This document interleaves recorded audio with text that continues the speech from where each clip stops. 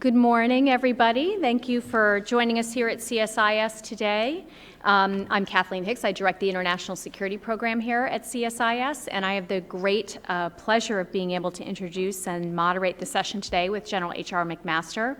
Let me first thank Rolls-Royce North America, who makes this military strategy forum possible, and also let you know that should there be a fire alarm or something of that sort, obviously you know there are doors behind you. There are doors behind me as well. I'm the safety officer for this session, so if anything should happen, just follow my lead and we'll head across the street. As I like to tell people, there's a church and a bar. They're in two separate locations, and so depending on what the event is, we'll go to one of them, or maybe in serial order.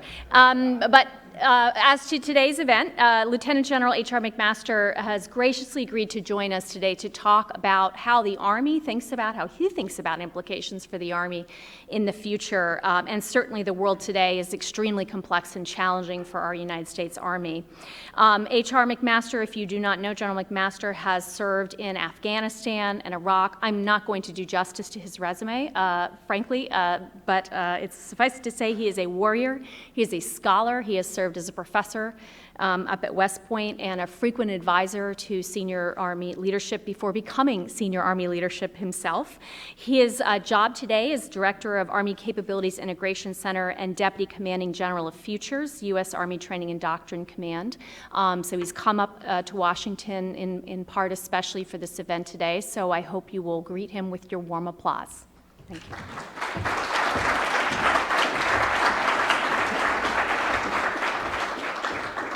Thank you, Kathleen. What a privilege it is to be here with you and to be at CSIS in particular, an institution that does so much to lend clarity to our thinking about issues involving national defense. And I want to thank you. I want to thank John Hamry, Tony Cordesman, Mark Kansian, who's done some great work recently on the Army and Army capacity and so forth. So it's great. It's really great to be with you. And what I'd really like to talk to you about is really, I think, a period that we're in right now of a period of increasing risk to national and international security for a number of reasons that are I think, reinforcing in connection with the elevated level of risks to our nation, to our allies, and really all of humanity.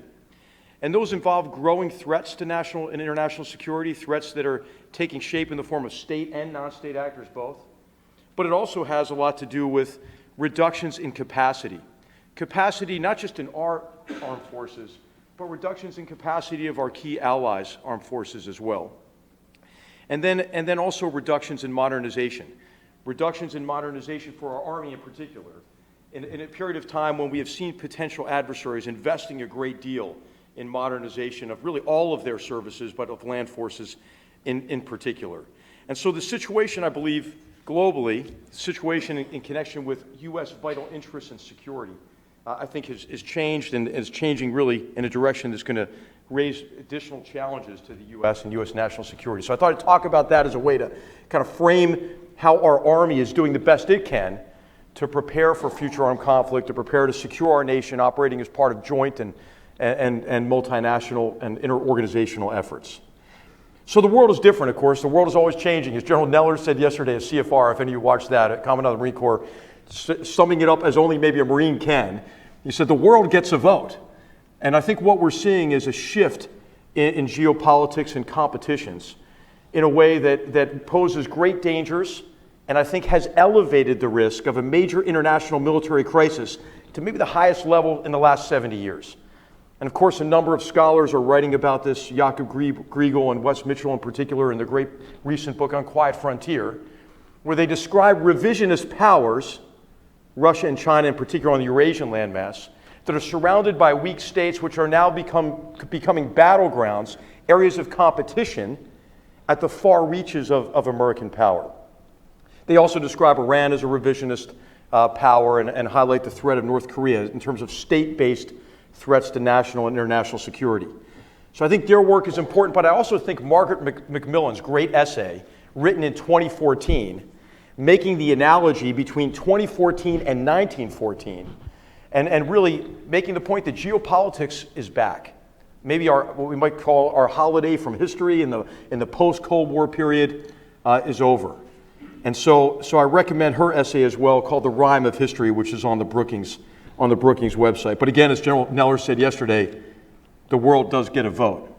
And I think what might have punctuated the end of the post-Cold War period is Russia's invasion of Ukraine and annexation of Crimea. Now, this was not really a new development in terms of Russian aggression. I think you can go back to the denial of service attacks on the Baltic states in 2007, certainly the invasion of Georgia in 2008. And as Zachary Shore points out in a great book called A Sense of the Enemy, that what's important about your adversaries is not to understand a pattern of behavior. What's important is to try to anticipate a pattern break and to take action to address those threats in a timely manner.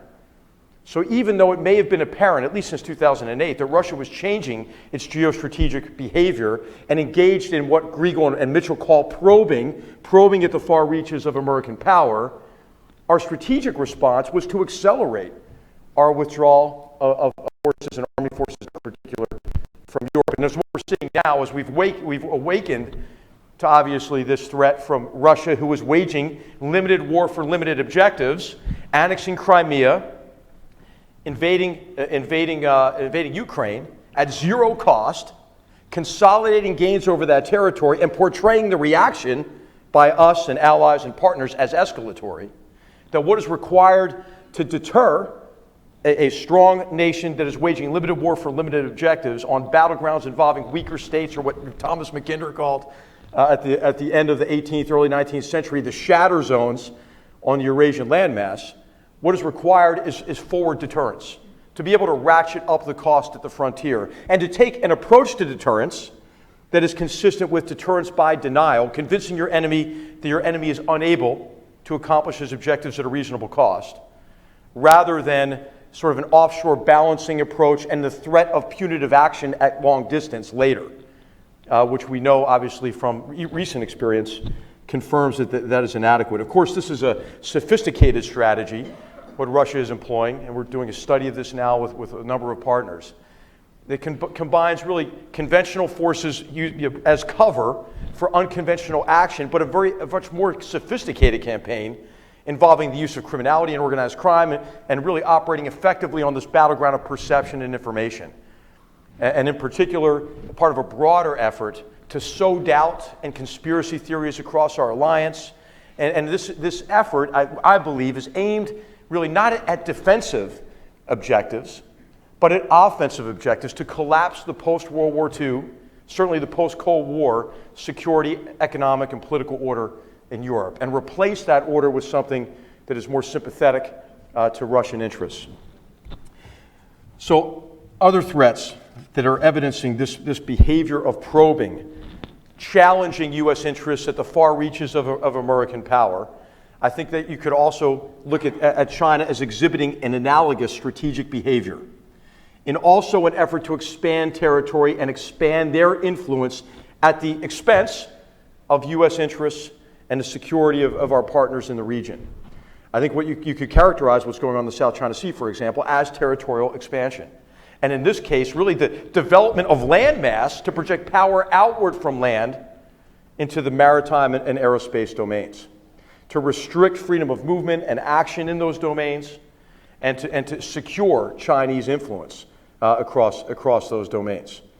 This is militarily analogous to what Russia's done in Ukraine, for example, where Russia has established air supremacy over Ukraine from the ground.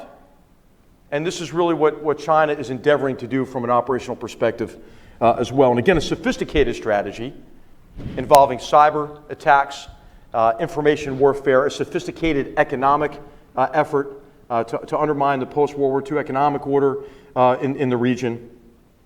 And of course, what this does is it highlights, I think, really the sophistication and the broad range of activities associated, with this activity of probing. And of course, China has engaged in the largest theft of intellectual property in history. And so we ought to realize, maybe from this experience, that it is our technological advantage, discrete technological advantages over our enemy, are the aspect of our differential advantage in defense that is most transferable to our enemies. So we ought to continue to pursue those advantages technologically, but we have to recognize that we have to seek strengths, relative advantages elsewhere. And I think mainly through joint synergy and mainly through the combination of well-trained soldiers, sailors, airmen, and Marines, and cohesive, well-trained teams and adaptive leaders with technology. It is our people and our technology that provides us, the U.S. military, with our differential advantage. And of course, I think it is difficult to overstate the threat from North Korea. Of course, I mentioned the world is changing. As General Neller said, the world gets a vote. And on the Korean Peninsula, when you look back to the Quadrennial Defense Review and the Strategic Choice Management Review, North Korea was not obviously by that time a nuclear power, had not developed and proliferated nuclear weapons to the extent it has today, and did not combine that with its efforts to develop missile technology and to improve delivery systems for weapons of mass destruction. What makes, of course, North Korea particularly scary is it is simultaneously a conventional, although an aged military, but a very capable military and numerous military. Now it may be a nuclear power, but it's also, we could say, maybe a failing state at the same time, which makes this a particularly precarious and dangerous situation. So I think what the Korean Peninsula ought to be instructive for us as well, for the Army and for the Joint Force, is what the experience in Korea tells us. It tells us about the importance of consolidation. I mean, think about really our sustained effort there with international partners and mainly our South Korean allies since 1953. Think about what the picture looked like for South Korea in 1953. It looked pretty bleak. And so this shows, I think, how important it is to have sustained efforts over time, and how important it is for the Joint Force and the U.S. Army in particular to view consolidation of military gains politically, by developing partner capabilities, sustained efforts over time economically, reform efforts that really didn't kick in South Korea until the 1980s. That sustained effort. There are no short-term solutions to long-term problems, basically. And the Army plays a very important role in setting conditions and facilitating those long-term security solutions. Other threats, of course, include Iran, which I think we could say confidently has been fighting a proxy war against us since 1979. And I think what we see in the greater Middle East is tremendous humanitarian catastrophe. I believe the Iranians view this as in their interests. And essentially what we see, I think what we can see Iran doing is applying the Hezbollah model broadly to the region.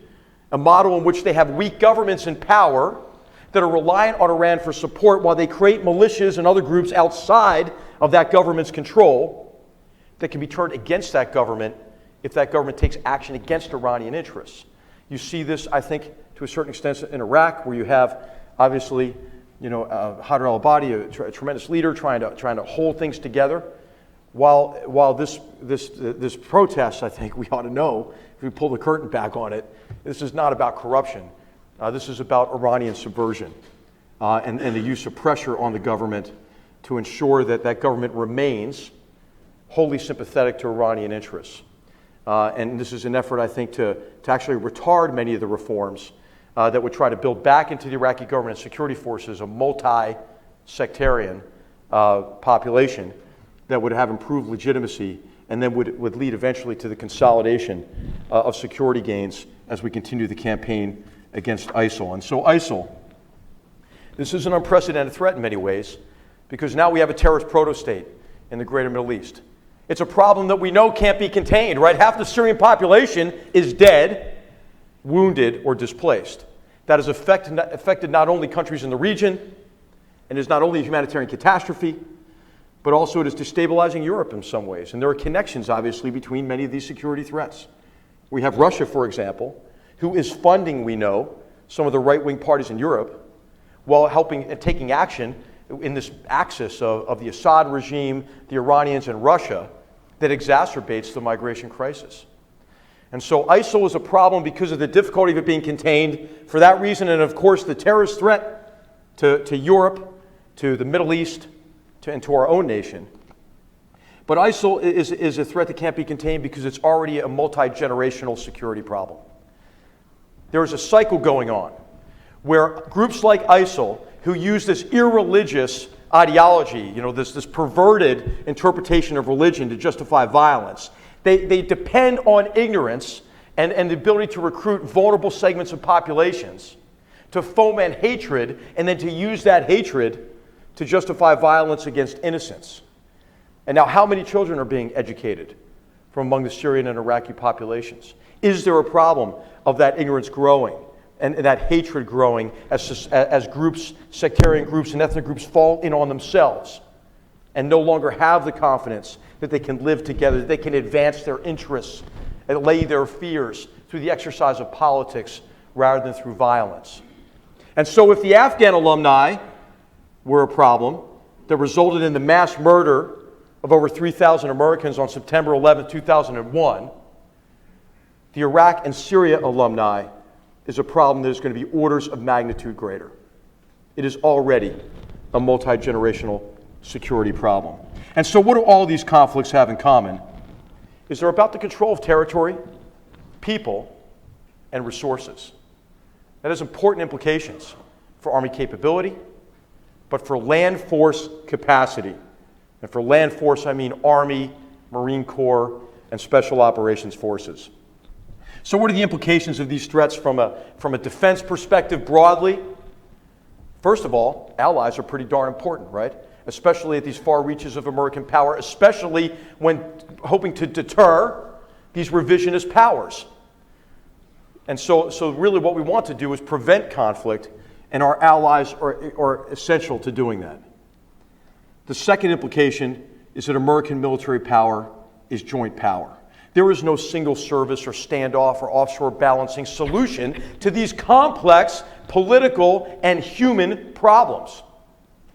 And so what we need is that synergy between the joint force, where our forces have the capability and the capacity to deter conflict, and if that fails, to resolve conflict in our interest, to protect our security and our vital interest. And that may entail imposing outcomes without the cooperation of the enemy. And that has significant implications for the Army in particular. On the bottom left, that's to really emphasize the importance of deterrence. Deterrence by denial and deterrence at the frontier to ratchet up the cost to potential adversaries at the frontier, rather than deterrence by the threat of punitive action later. And finally, in the bottom right, I didn't even talk about Afghanistan, a war that's ongoing. A war that, again, teaches us that the consolidation of gains is an integral part of war and armed conflict. And if we neglect that, if we think that that's optional, we will not get to sustainable outcomes consistent with the vital interests that brought us into the conflict to begin with. And so these are four, I think, important implications for defense strategy. And we could talk more about Afghanistan and the consolidation of gains if you'd like. So what is our Army doing about this? Well, we recognize, right, in our democracy, you get the Army that the American people are willing to pay for. And those of us in uniform, it's our responsibility to do the best we can with the resources we have and to ensure that we make the maximum contribution to our security and to our joint force. So this is just to illustrate that we are thinking about the operational environment. We are looking at these harbingers of future conflict by making a grounded projection into the future and identifying design characteristics for the future Army. This is a massive effort that involves four fundamental activities.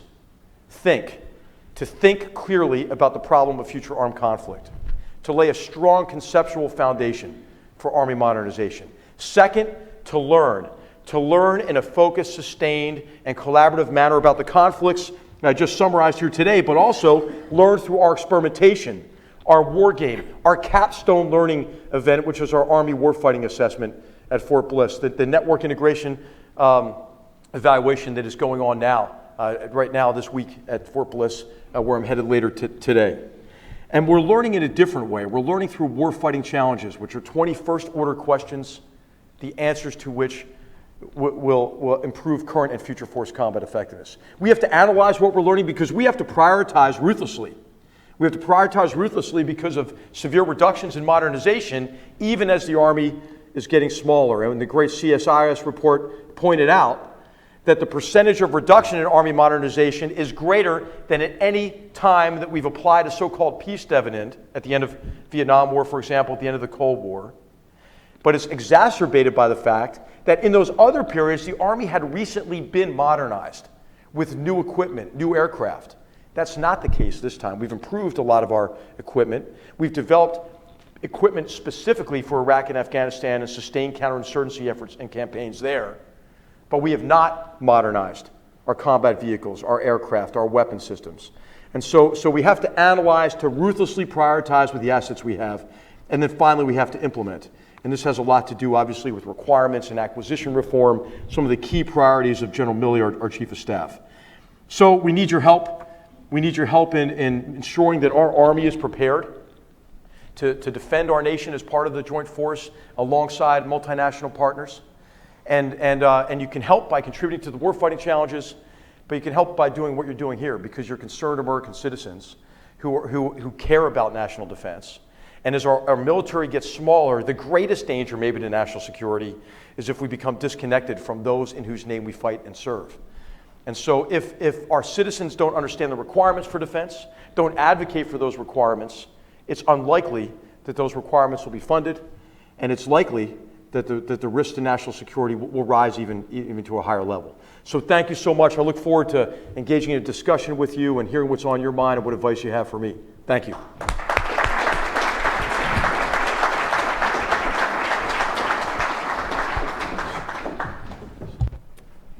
These gentlemen a second. Very good. Fascinating review. I love this slide. It is a lot on a slide. Oh no, let's go to the next one. I do like next this one. So okay, all right, we'll keep it up then. All right, we'll keep it up then. We Sorry, I know it it was busy. I was going to try to come off it quickly. I really like this slide, and I just want to pick on the second one in particular, which is which is listed as expeditionary here, but underneath the word expeditionary is the ability to deploy task organized forces on short notice, et cetera. Yes, right. This is something that the Army has been lathered up over, working hard on, focused on as a priority for many years. Today we have the BCT as the main unit Right. of analysis, if you will, inside the Army. Can you talk a little organizationally about what you think that means Sure. in terms of the future of Army design? Right. So what we need is we need forces that can deploy rapidly, but then transition quickly into operations.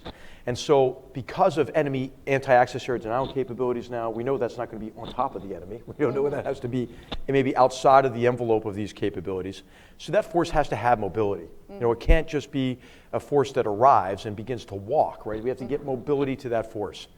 To move that force over distance, you have to also secure its movement. And that means you need, vehicles, combat vehicles with lower logistics demand, that have the appropriate combination of mobility, protection, and lethality to ensure that that force can get to the objective area, but then be able to conduct offensive operations, for example. And it has to have combined arms capability, which is really infantry combined with mobile protected firepower, engineers, fires, aviation, and access to joint capabilities. So a lot of times when we're talking expeditionary, like in the 90s, people would use terms like lean and nimble, but you don't send a lean and nimble force to go fight somebody. So you need combined arms capabilities. And so what we're doing is we're trying to get into all of our formations the appropriate combination of mobility, protection, and lethality that will allow that formation to overmatch the enemy under the mission variables in which that force is committed. And mission variables are the mission, enemy, the troops you have, the terrain, the time, civilian considerations. So our light forces we need greater mobility, protection, and lethality. And our medium forces do, and so do our armored brigade combat teams. The other thing that we're doing, I think what you're alluding to, Kathleen, is that those forces have to be able to task organize rapidly on the fly. They have to be able to receive attachments, detach units. And so a lot of times that there are logistical implications, communications implications for that kind of ability to rapidly tailor a force. And so we're emphasizing that in our redesign effort. And we're also emphasizing the ability of smaller forces to have combined arms at lower levels. And those forces, having the ability to operate widely dispersed. So think about really elevating the tactics of infiltration to the operational level, where you can deceive an enemy who has some of these long-range capabilities that the Russians have, for example, with mass fires capabilities, about the location of your main effort, but then also be able to concentrate rapidly to take advantage of opportunities or to guard against unanticipated dangers. Those forces will have the ability to see and fight across wider areas. and they'll have the ability to maintain communications in congested and contested cyber electromagnetic environments. And so these are all, they're going to employ robotics and autonomy-enabled systems. This is part of the DepSecDef's, third offset capabilities are very relevant to the Army and are critical to our modernization efforts. Can you speak in particular in that description about the defensive cyber element, the defensive EW element of having this dispersed force, netted, able to communicate in an environment in which, as you pointed out, technology is diffusing, and there are threats to that force. Right. So in the highly readable Army operating concept, in the back, for those of you who are familiar with it, you'll know that it's in Appendix B. We have the first principles for technological development. And one of the first of those is that the technology has to anticipate enemy countermeasures, and also the technology has to be able to degrade gracefully. Right now, what we've done is, in some cases, because we haven't faced enemies that have the kinds of capabilities we see by Russia, China have, even Iran to a certain extent, even North Korea to a certain extent, we've developed systems that are exquisite and could be prone to catastrophic failure. So the first step is to build redundancy into our systems so we're not over-reliant maybe on a certain suite of capabilities. And so with a degraded satellite capability, we can still continue to operate. With an interrupted certain waveform, we can communicate by other means. So there's redundancy we're building in, but then also we have to make a jump at some point to a fundamentally different system where we have deterministic networks that allow us to really fight through interruptions in a much easier way. And that we develop systems that are much less complex. Some of these systems actually, even without enemy action, are pretty hard to keep in operation. Right. So we have to reduce complexity. We have to complete the network in a way that gives us the kind of redundancy with deterministic networks, and we have to address the vulnerability. Many of our systems now depend on really broadcasting continuously on high power omnidirectionally, and so there are some things that we can do right now to manage that. We're accelerating the development of systems, and the Marine Corps is doing this as well. They can, first of all, help us see ourselves from a SIGINT and an ELINT perspective and understand what's emanating, what's not. We are re-emphasizing tactics, techniques, and procedures like deception, dispersion, the ability to take passive measures to conceal your positions. And so we recognize that our enemies in many ways have become more and more elusive. And we've become almost transparent to certain enemies with certain capabilities. So we're approaching this with a high sense of urgency. This is part of our Russian New Generation Warfare study. But of course, that study is going to apply across a range of potential adversaries. And it's going to put us on a different path in terms of the way we develop capabilities. So, think client systems, if we can have reliable access to the cloud, for example, will reduce the surface space that is vulnerable to enemy cyber attacks. We are working on simplifying things now, like we're doing things right now. For example, wireless command posts. They get rid of all the cables associated with the command post. We're developing expeditionary mission command capabilities. The 82nd Airborne and the 1st Armored Division have been key partners with us, as well as European Command and U.S. Army Europe on interoperability issues. So we're simplifying our systems now. We're not waiting. Smart power technology has been tremendously valuable to us. So instead of 14 generators, we have 2 generators. And then you only have 2 trucks instead of the 14 prime movers. And so we're making these command posts smaller and more agile. And we can scale them up if we need to, for sustained operations. But that's what the nation relies on the Army to, right? The Army provides foundational capabilities for the Joint Force. We have an Ebola crisis. Who do you call? The Army. The Army integrates multiple partners, provides that kind of infrastructure. So we want to. It's not all bad news. We're pretty darn good right now, but we recognize our vulnerability, and we know we have a lot of work to do, and we're doing things in the short term. But we also have a long-term vision. It's called the network vision.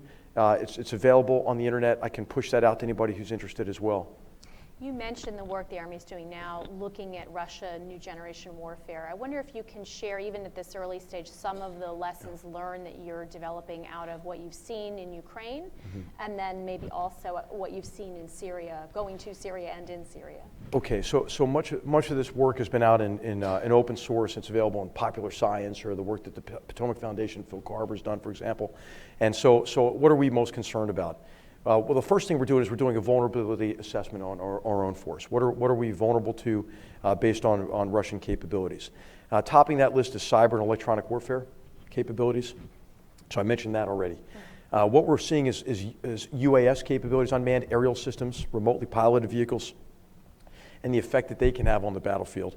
We see the potential already in the proliferation of unmanned aerial systems or remotely piloted systems. As General Walsh said yesterday, the Chief of Staff of the Air Force said they're not unmanned. In fact, in the Army, some of the most manned units we have are our unmanned units, in terms of the unmanned aerial systems. The tails out, they're still flying and you're maintaining them. Right. So you're analyzing the data and so forth. So UAS and swarm UAS capabilities, we've recognized, hey, we have to get back to air defense, short range, long range air defense, and air defense that involves, missiles and so forth, but also a broad range of solutions that might entail our own electronic warfare.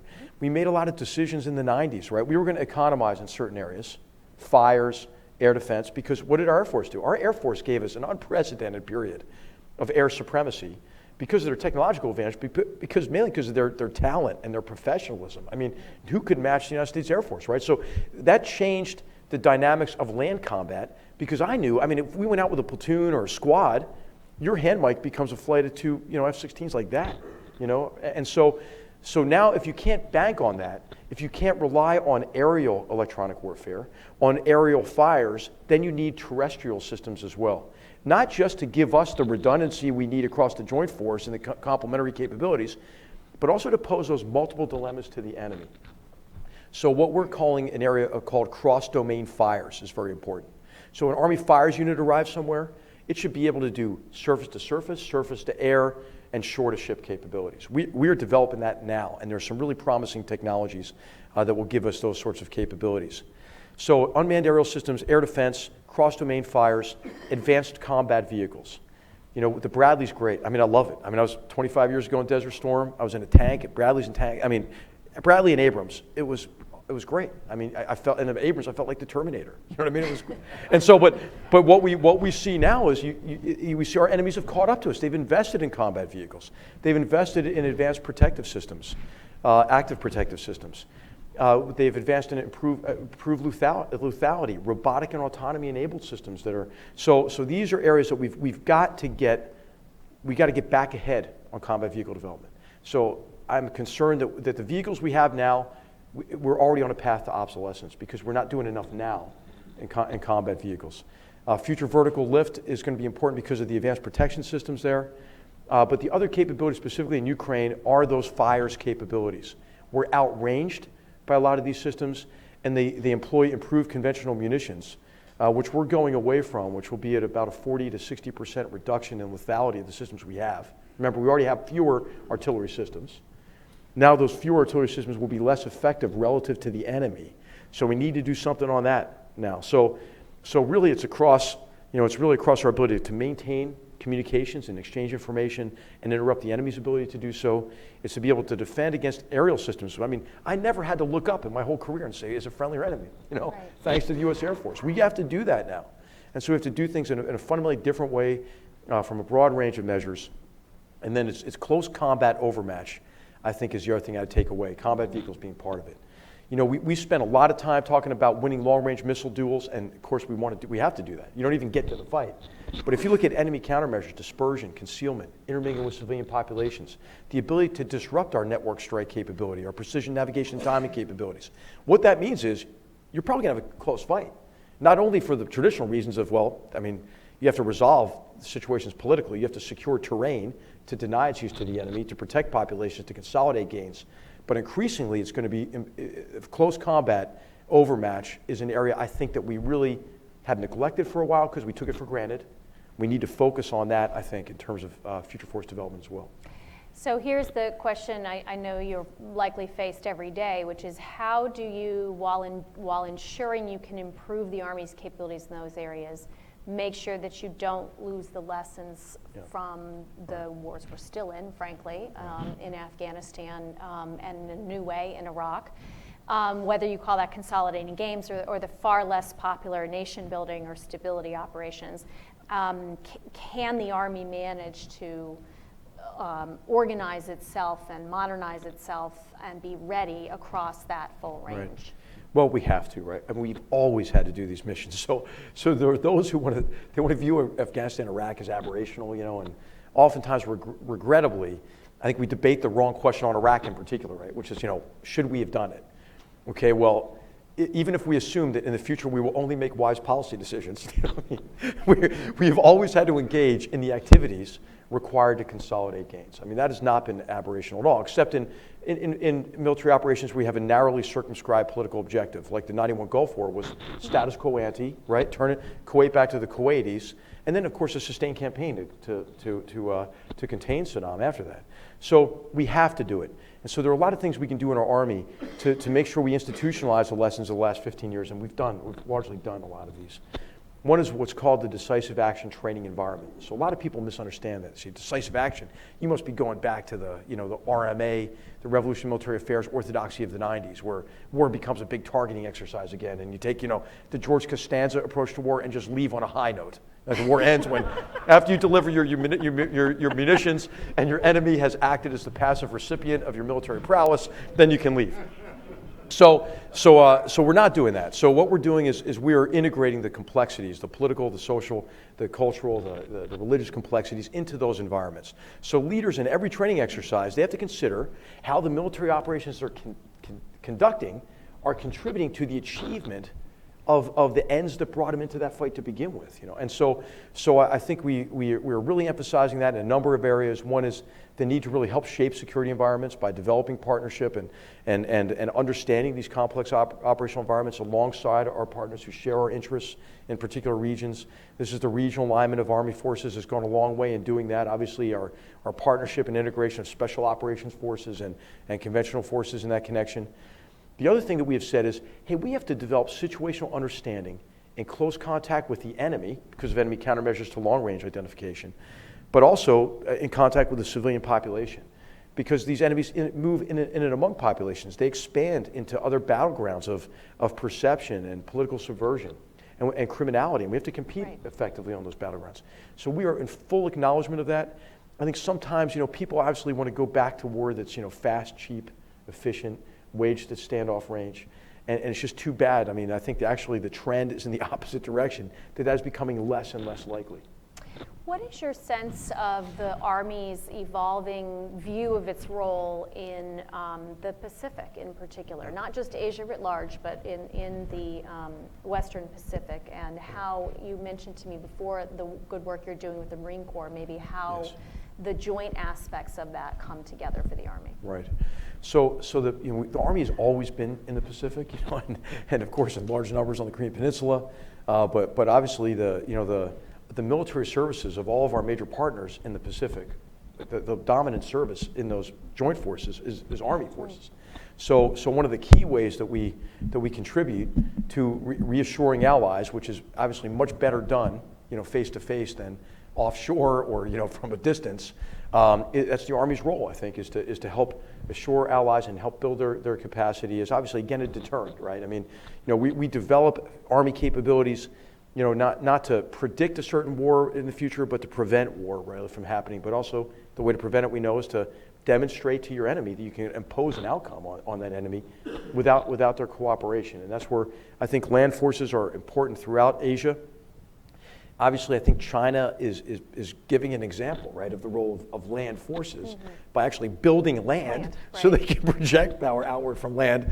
And so I think this is in large measure an object lesson for the joint force, for all of us to recognize that synergy, right, between joint force capabilities and how really joint operations, it's rock paper scissors, So if you have all of those tools available, maritime, aerospace, cyberspace, land capabilities, then you're able to pose that enemy with multiple dilemmas. And this, if you think about even the history of large-scale conflict in the Pacific, something that obviously nobody would ever want to see again, the Japanese offensive in '41 was a land offensive. It was an offensive over land to establish control of the inner and outer island chains. Of course, delivering a blow with maritime and air power against Pearl Harbor, but really trying to then consolidate control of territory to project power outward from land into the maritime domains and just make it too costly for the United States to penetrate those defenses. And so that overall approach of using land as a way to influence other domains, I think, is important.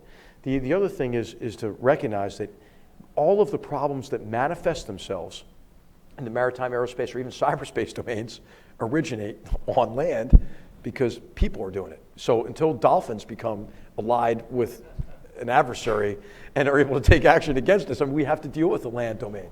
And the Army is obviously is the service that can do sustained engagement in campaigns on land. So I'm going to turn it over to the audience in just a minute. I have just one more question from my end, and it's a toss-up on resources or allies. I'm going to pick allies, and maybe somebody will ask a resource question. It's been a tough time for our allies this year, from the left and from the right in our political spectrum. I'm not going to ask you to comment on that, but I do want to have a sense from where you sit looking at the future of the Army and thinking through operations. You've mentioned the importance of jointness a number of times. Obviously, many of the campaigns we may be involved in of any nature are going to be in the territory of other countries and often alongside other nations. What work are you doing to make sure that you are aligned to and working with partners and allies, and what role do you see them playing? Okay, so I think we've learned a lot over the last 15 years, and so some people have looked at, the term or the phrase I would like to almost banish. It would be building partner capacity, right? Because capacity isn't really what's caused us, frustrations a lot of times in some of these missions. It's really been being able to develop, the will among that within that force, and to understand that oftentimes these forces that we're trying to develop are in and of themselves the prize in a political competition between various factions, some of which are criminalized, some of which are infiltrated by adversaries. And so the large-scale security force assistance efforts we've been engaged in have been frustrated in large measure by a failure to put that kind of political understanding at the center of our efforts. So I would say there are certain things we have to focus on. And they were all begin with I, and I'll see if I can remember all of them. So the one was improve intelligence and understanding, really understanding. To be able to work with our partners to understand, really what are the capabilities and limitations associated with that force, and how we can assist them.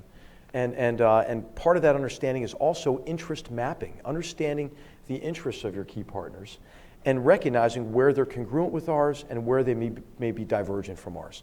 And in that case, the other I is influence. We have to just recognize, we're there for American interests, but we're also there for interests of those who align with ours, those whose interests align with ours.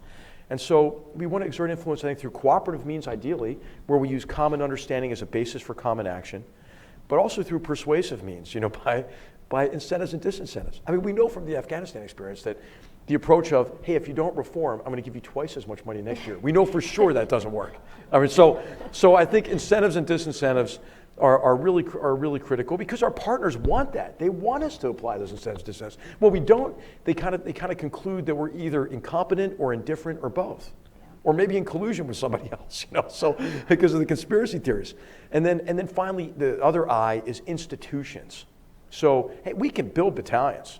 We can build a battalion that will go and be very effective at fire and maneuver in close contact with the enemy. But that institution that's behind them, that provides them with intelligence, that helps plan their operations, that sustains their operations logistically, that allows them to conduct operations in a way that is sophisticated given the political and dynamics and human dynamics. So I think we have to focus more on institutions, and as General Milley mentioned last night as well, that has a lot to do with leaders, making sure that leaders are in positions of leadership, and we have to be good partners in this. But we have to go in with a clear-eyed view that these forces in and of themselves are oftentimes battlegrounds between various groups. And I think we've learned that, and we have to really be able to apply that knowledge, I think, to future contingencies and future missions. Great. Okay, Sydney had a question first, so we have mics coming around. Just identify yourself, and please make sure it's a question. Yeah. Sydney Friedberg, Breaking Defense. Good to see you both up there again.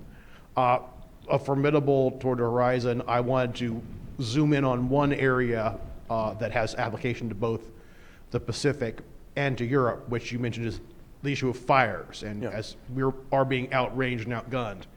You've talked about some very interesting things, long-range surface-to-surface fires, improved air defense, surface to air, a brand new anti-ship shore-based capability, restored electronic warfare. But those are all things we have in very limited ways or don't currently. I mean, there is no, in the U.S. inventory, shore-based anti-ship missile at all. Our long-range missiles, surface-to-surface, are constrained by getting rid of cluster munitions and by the INF Treaty 500-kilometer limit, which is being observed by long-range precision fires. IFPC and lasers and railguns for defense, air defense, are very new and nascent. So how do we actually get from there to here? What of all these very cool ideas is becoming real? Well, I think a lot of them are. And so, I can't really go into any details about it, but I would say that what's really powerful is the vision from the Secretary of Defense and the Deputy Secretary of Defense on this. And so what that has done is it's galvanized action within the services and between the services in a couple of key areas, obviously in the area broadly of cross-domain fires, but also cross-domain fires that are enabled by robotic and autonomy-enabled systems, but are also enabled by a higher degree of cross-domain awareness. And so it's not just like the rocket, right? But it's also all the information collection systems and the analytical tools that allow you to have cross-domain situational awareness and to fight effectively as a joint force. So we want to enable freedom of action and movement for our Air Force, right? And we want our Air Force to be very confident, supremely confident, that we're never going to fire one of our missiles at them, for example. So the situational awareness part of it is important. The physical fires part of it is not as hard as you think it might be. In fact, there may be ways to use existing systems in new ways. And then, of course, it's the combination of those technological capabilities and inclusion of those into an operational concept that solves real problems against real potential enemies in a real area, whether it's specific or elsewhere. And so what we are hoping to do, and what we're working very closely with the Marine Corps in particular, is to recognize that this is not just about fires, but it's about maneuver. Because what maneuver does is it poses multiple dilemmas for an adversary. It places something of value to an adversary at risk, which oftentimes then forces action that allows you to seize the initiative over that adversary. And so what we want to do is show that this fires capability is not an end in and of itself, but it's connected to maneuver.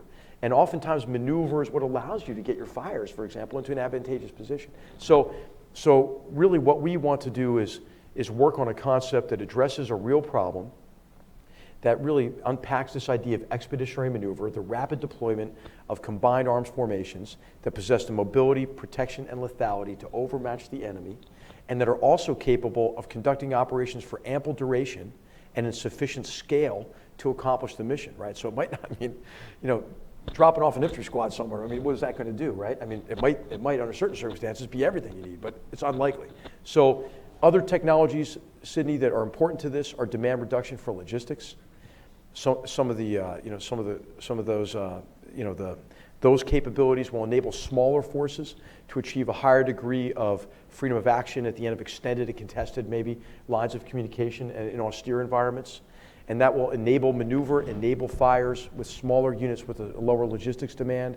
So all of this is being integrated now into, you can see the headliners of this in the Army operating concept, but now we're refining this into a real maneuver concept that emphasizes shaping security environments as a competency, deterring conflict, developing situational understanding, again in close contact with the enemy and civilian populations, integrating the efforts of multiple partners, because many of our partners are here today. We're going to fight as a multinational, interorganizational team. Expeditionary maneuver, which I've described. Joint combined arms maneuver, which I talked about earlier, the operating widely dispersed, elevating the tactics of infiltration and so forth. And then the consolidation of gains as an integral part of all this. So those are the outlines of how we think Army forces will have to fight in the future as part of joint, the clunky term, interorganizational, civil military, and multinational teams. Great. Okay, other questions? Let's see, I have one right here on the end. Just wait for the mic. It's coming, yep. Good to see you, Ambassador. Oops, I don't think it's on. Hold on, we substitute your mic there. I can't believe the State Department's not technologically savvy. This is so common. You hand me a defective piece of equipment, then blame That's the State true. Department for That's lack true. of ability. It is an evil plot by CSIS. Anyway, Ron Newman now with the American Academy of Diplomacy. HR, you talked a lot about situational understanding, sustainability long term. One of the things that my observation has been that has been really in the way of situational understanding and of building learning organizations is our short tour length. There is a huge tension between how long you can expect people to stay deployed and how you build a learning organization and don't constantly start over, in John Paul Van's words, 1 year experience 12 times. Are you looking at that tension and bringing any different or new ideas? We had individual replacements, that was rotten in Vietnam.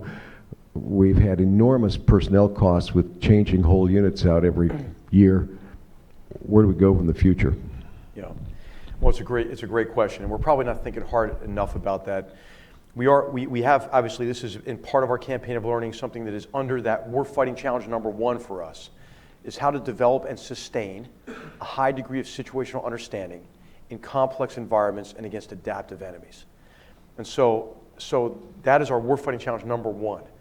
Now, what have we done under that? It has a lot to do with leader development and education, but we're talking about is a different sort of organizational approach to sustained operations over time. What we have done under the idea, this is one of our really big areas of emphasis, is Expeditionary Mission Command, is we want to develop, and we have developed, command posts that can deploy rapidly with baseline capabilities and then execute reach back to home stations where the bulk of the staff remains to provide analytical backup to those that are forward. This is under an effort called Home Station as a Docking Station, okay? Because you have to come under. It's an acronym that's probably pretty snappy. No, maybe that doesn't work very well. We have to change that. But anyway, it's a home stations, docking station. So that would give us the communications capabilities. Now, to what degree there's going to be reliable in a contested environment? We have to make all those trade-offs, and that will determine how much is forward, how much is back. That'll be one of the factors. If you do that, you could rotate personnel forward, but keep the same organization focused on that problem set to build the database. So I think what you're getting to is when we went into Western Ninawa Province, an area that the 101st Airborne Division had been in from 03 to 04, and had done a tremendous job figuring out the complexities of this crazy quilt of ethnicities and religious sects and tribes.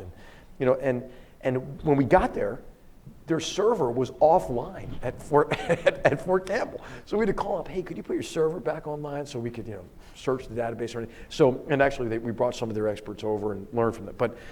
But we have to get better at knowledge management is a big part of this. Policy, though, I think as you've mentioned, is really key, right? So regional alignment of forces will help us get to this to a certain extent. Because if you're a Chinese linguist, oftentimes in the Army, the joke is, well, you're guaranteed to go to Germany, right? Or if you're a German language, you're guaranteed to go to Korea. So what we want to try to do is to build expertise over time with individuals, get the right people who understand some of the complexities, who have the relationships, right, with our allies and partners in the region. But then also, I think we have to do some harder thinking about in contingencies, how we sustain knowledge over time, right? And we rely on State Department expertise, right? We will never have the depth of knowledge in rank and file leadership in our Army to understand this. So this is why the partnership with the country team, academic experts, is super important to us. Okay, we are low on time, so I'm going to group a couple questions. Yep, sure. So let's start over here. We have a gentleman right here. I'll try to remember them. Should I get my notes? I can. It's unseemly to walk off stage. It's just going to be 2 questions. It'll be okay. Okay. Thanks. Hi, I'm Scott Massioni with Federal News Radio. You talked a lot about cyber capabilities and kind of ramping them up. On the other side of that is the personnel, and we need the personnel to be able to do that. The National Guard, the reserves, they have a backlog, a training backlog, and they don't have the capacity for the trainers. What is the Army, the active duty Army, doing now to address that, and where are you now in terms of your backlog? Okay, and one more right here next to you, Kathleen. Thank you, Patrick Tucker with Defense One. You've spoken a lot and written a lot about the importance of gains consolidation, but it seems to me that the barrier is less one of technology than it is of politics. Committing sufficient ground troops to consolidate gains in a place like Iraq or Syria or Afghanistan is a political non-starter. So, to your mind, how would you rank a U.S. political unwillingness to commit sufficient ground forces as a weakness against an adversary like Russia? And two, do you see any technology that can overcome a U.S. political unwillingness to commit sufficient ground forces to consolidate gains? Thanks. In either order you like. Okay, all right, so first of all, cyber. I think if anybody is interested in writing a thesis or doing a story on military innovation, I think Army cyber is a great case study. What General Ed Cardone has done there, I think, is extraordinary, and his predecessors as well. But he's really helped bring it to fruition. And what we've gone from is really a very zero capability to a pretty significant, tactical cyber capability and a contribution to cyber command that is significant, across in the Army, but obviously this is happening across all services as well. As you mentioned, the most important thing is really growing expertise in an area that really we didn't have a lot of expertise. But we do have some. I mean, we have some Army senior leaders that are incredibly knowledgeable and savvy in this area. And of course, they're worth their weight in gold, and they're managed very carefully. Hey, there's this opening for this general officer. Well, we have this one that fits, right? I mean, luckily, but we do have that one right now. The key is really the mid-tier and junior to get them going. And what we've seen is a number of cadets and midshipmen that are coming out of the military academies that have extraordinary capability, and then also have what is also important, knowledge of security problems. And then what is also important is knowledge of our military and our systems, right? Because one of the key areas that's going to be a growth area in cyber is the area of mission assurance. And so whereas we've been everybody wants to focus on offensive cyber, that's probably the coolest thing to do, right? Like offensive military, anything. Who doesn't want to attack, right? I mean, but the defense part of it, the mission assurance, is a growth area. So we couldn't do this, obviously, without partnership with academia. And there are some programs that I'm sure everybody's aware of that are really on the cutting edge of this.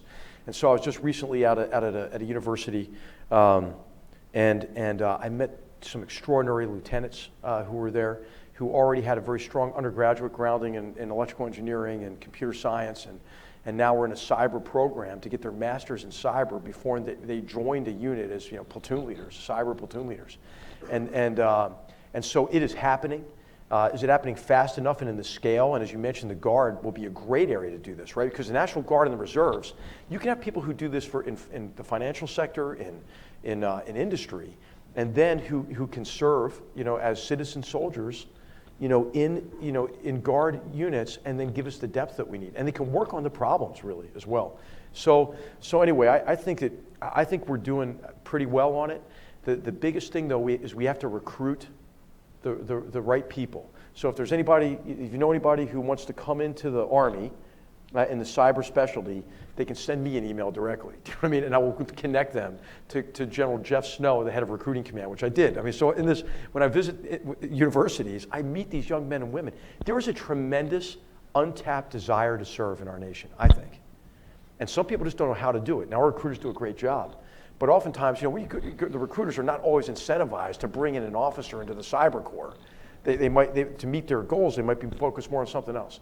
We have to be very adept at identifying these young men and women who want to serve, who have these skill sets, and to bring them in a very agile way.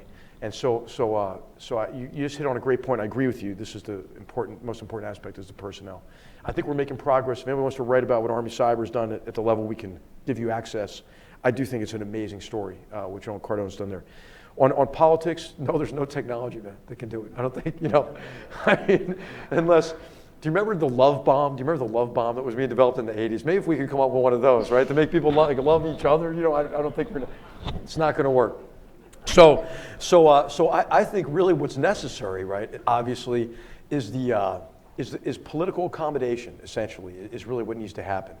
And so if we don't really conduct operations and plan campaigns in a way that gets to the accommodation between communities that are really motivated by what Thucydides said motivates people to fight 2,500 years ago, fear, sense of honor, and interest, and the belief that they can only allay their fears and protect them and their people, that they can protect their sense of honor, and they can advance their interests through violence. If you can't convince them that they can do that through an alternative means, and that they can put their faith not in their own weapons and their community that's fallen back on itself, or the patronage of a criminalized militia or network that gives them the security, then you're only addressing the symptoms of the violence. So does that have to be U.S. forces? In some cases, it probably will have to be U.S. forces, but it doesn't always have to be. And so I think there is an effort, whether it will succeed or not, we don't know. There's an effort to develop, multi-sectarian, multi-ethnic forces in northern Iraq, for example, that would allow Iraqi forces enabled by us and our coalition partners to be able to defeat these bastards, these enemies of all humanity, and then to be able to establish security in the wake of their defeat. But the most important activity will be to broker local ceasefires, understandings, political accommodations at the bottom to build confidence and try to stitch the fabric of this crazy quilt of ethnicities and religious sects back together. Every time that fabric is rended, every time it's torn, in Iraq or anywhere, it's tougher to put back together, right? So this is not going to be an easy effort.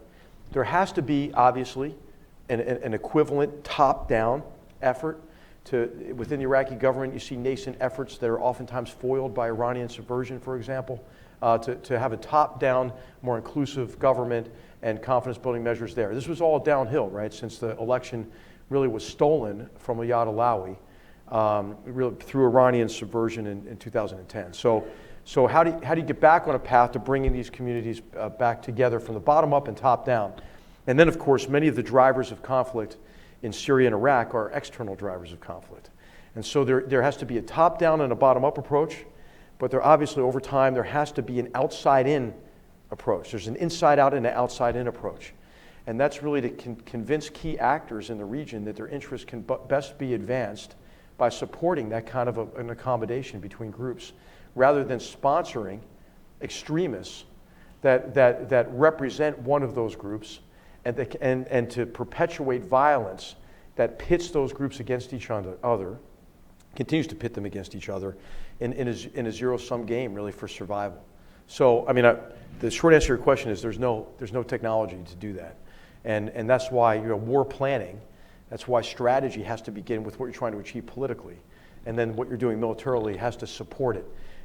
I think, American military officers did do this in a much different situation, right, in Iraq in 2007, 8, 9. It was the physical breaking of that cycle of violence at the local level that set conditions for those accommodations. And it was Army officers like the one who's there now, Sean McFarland, who was a tremendous mediator, really, between communities, that brought those communities together. And this was happening across the country, that led to the uprising, that led to the Sawa, that led to the removal of support in many areas in West Baghdad, in many ways much more complex, removal of support for Shia Islamist militias among the Shia community, and removal of support for these Takfirist or Salafi jihadist groups represented by, at that time, Al-Qaeda in Iraq, now by ISIL. So anyway, I agree, I think, with the point that you're making, is there is no easy technological solution to this very complex political and human problem. Well, Lieutenant General McMaster, I don't think there's anyone who could pack as much thoughtful information and insight into an hour as you have just done here today. I just want to thank you very much for your time, and I hope you'll come back another time where we can quiz you nonstop for an hour, because I know we will all benefit. So please join me in thanking General. Thank you.